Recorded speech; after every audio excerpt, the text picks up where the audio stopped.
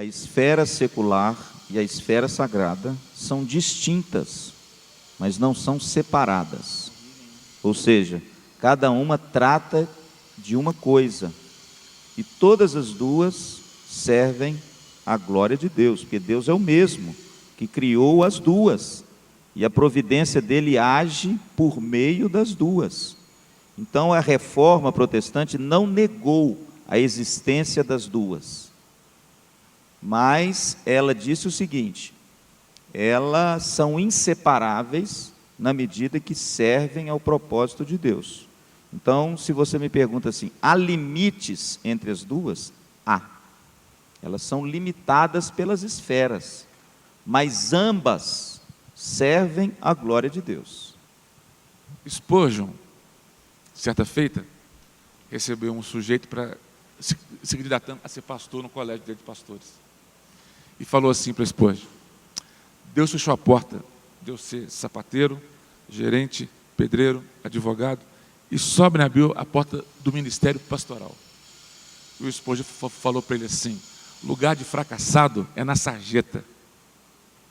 Você tinha que ser bom sapateiro, bom pedreiro, bom advogado, bom gerente e bom pastor. Inclusive Spurgeon foi convidado para fazer parte da Câmara dos Lordes na Inglaterra, que é o cargo, eu acho que cada inglês gostaria de ter.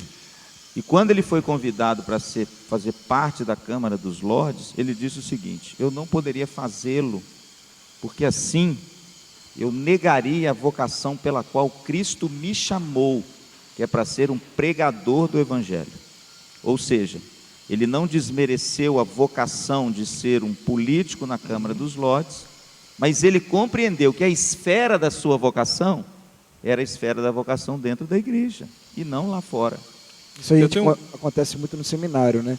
A gente tem que acalmar muito o coração dos alunos, porque uma das primeiras expressões de ir para o seminário é porque eu vou para dentro do ministério de uma forma integral. Quer dizer, eu vou ser pastor, eu vou ser evangelista, e aí passa às vezes, né, o período do seminário descobrindo qual que é a vocação nesse formato de, vamos dizer assim, órgão interno do corpo de Cristo.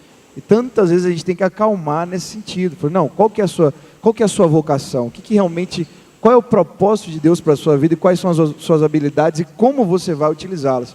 Porque uma aula que nós damos de como ser guiado pelo Espírito Santo, ela funciona tanto para dirigir um culto e discernir a vontade de Deus através da unção, ou como uma pessoa está na advocacia e poder ter direções de Deus ali para trazer a verdade à tona e revolucionar, sendo uma contracultura no meio de sistema mundano.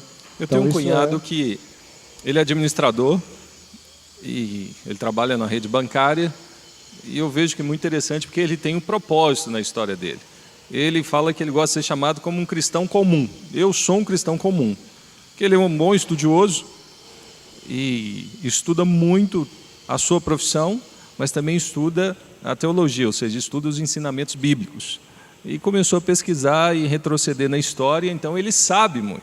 Então, porque ele sabe muito, as pessoas chamam de, não, você é o pastor, você é o pastor. E ele fala, não, a minha vocação, ela é uma vocação como de um pastor. Eu sou vocacionado a ser um administrador, mas como cristão. Então, eu sou um cristão autêntico, ou seja, eu sou um cristão comum.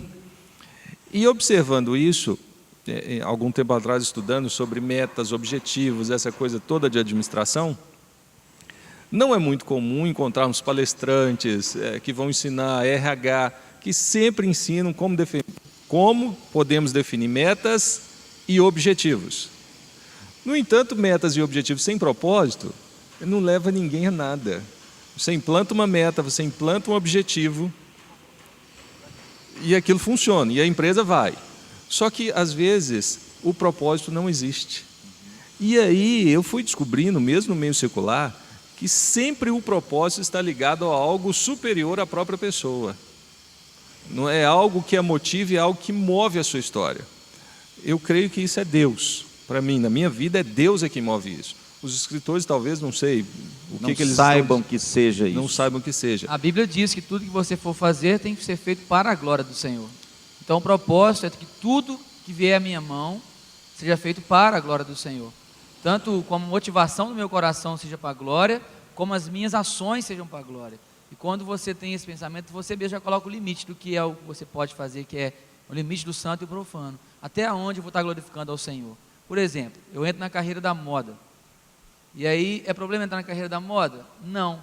Até o ponto que a carreira da moda começa a denegrir o meu caráter cristão. Sim. Por exemplo, eu posso ficar mostrando o meu corpo? A Bíblia diz que não. O corpo é templo do Espírito e é para ser doado ou entregue para o cônjuge. Não é isso que a Bíblia fala? Resume nisso.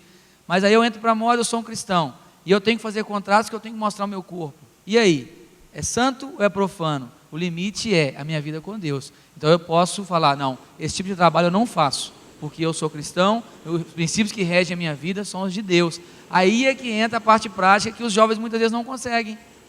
Aí entra a questão da música, ele não consegue limitar até onde ele pode, até onde ele não pode, e vira uma confusão dentro da cabeça do ser humano.